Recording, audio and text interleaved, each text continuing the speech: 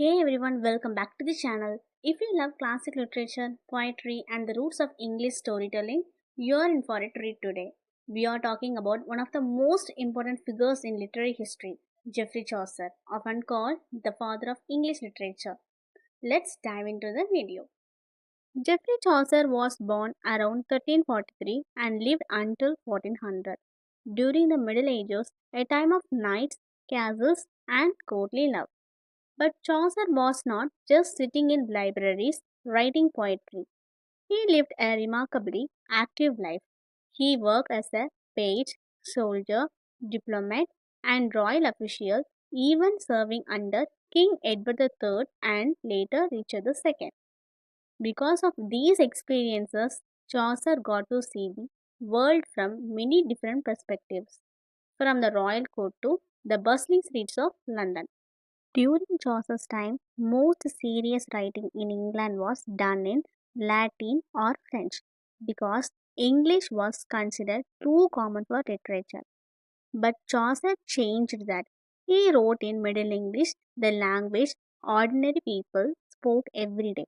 That single decision helped shape the future of English as a literary language, and that's why he is remembered as the man who gave English a voice.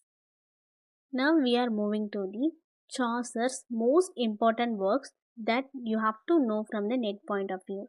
Let's start with his masterpiece, the Canterbury Tales. Imagine this. A group of pilgrims is traveling from London to Canterbury to visit the shrine of St. Thomas Becket. To pass the time, they each tell stories, funny ones, tragic ones, moral lessons, and even a few scandalous tales. Through these stories, Chaucer gives us a snapshot of medieval English society, from the noble knight to the bawdy miller, from the cunning farmer to the flirtatious wife of Bath. Each tale reflects the storyteller's class, personality, and outlook on life. What makes the Canterbury Tales a masterpiece is how real these characters feel. They are not just figures from the 1300s, they are timeless. We can still recognize their types today in modern life. And beyond the humor and wit, Chaucer explores serious themes: morality, corruption, love, greed, and human nature itself. Next up is Troilus and Criseyde, one of Chaucer's finest narrative poems.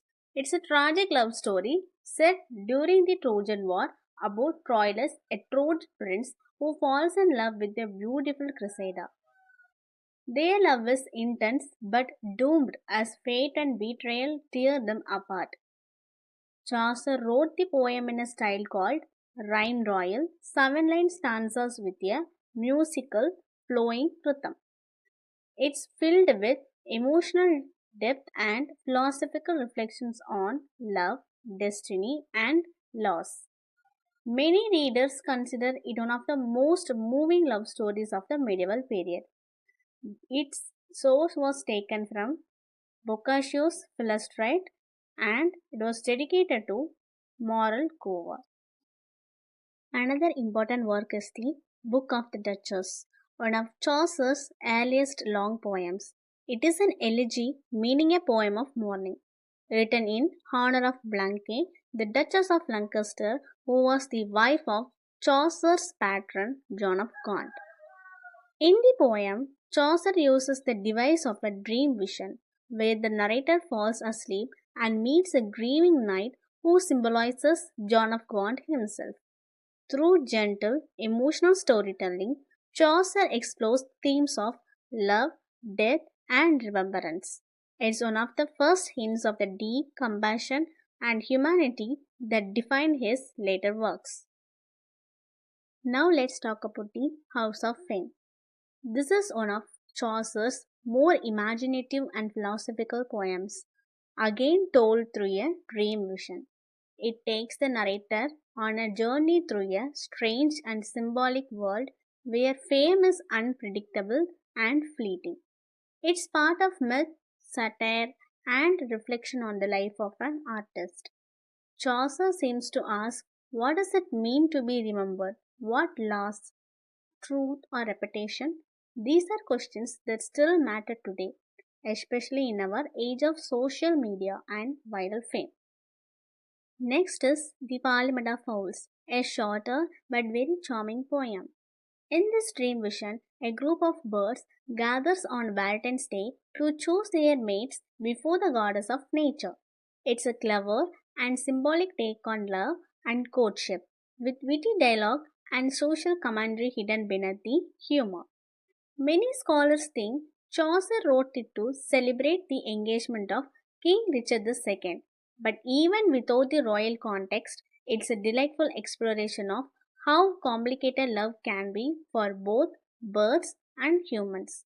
Also attached the themes of the Parliament of Fowls. They are love and courtship, explores different kinds of love, romantic, ideal, and unrequited. Second, courtly love reflects medieval ideas of noble and respectful love. Third, nature and harmony. The bird's parliament reflects the harmony and hierarchy of nature and society. Fourth one, free will with destiny. Questions whether love is a matter of choice or destiny. And the last but not least is dream vision. The dream framework represents the search for understanding in love and life. Finally, there is the legend of good women. In this poem, Chaucer tells the stories of women from classical and biblical history who were faithful, brave, or virtuous like Cleopatra, Dido, and Lucretia. It's written in heroic couplets, and some believe it was Chaucer's way of making amends for how he portrayed women in his earlier, more satirical works. Whether that's true or not, the poem reflects his ability to write with sympathy and respect for his characters. Finally, we came to the end of the session. Here we are going to talk about Chaucer's legacy. Chaucer's influence on English literature cannot be overstated. He took the language of ordinary people and made it poetic, beautiful, and worthy of art. His characters are alive, his humor is timeless, and his insight into human nature still feels fresh more than 600 years later. Without Geoffrey Chaucer, English literature might have developed the way it did, and writers like Shakespeare, Spenser, and Milton might have had a very different path to follow. So that's the story of Geoffrey Chaucer, the soldier, the storyteller, the pioneer, and the poet who gave a voice to the English language. If you enjoyed this video, make sure to like, share, subscribe, and hit the bell icon for more deep dives into classic literature and the authors who shaped the world of words. Thanks for watching, and I will see you in the next video. Bye bye.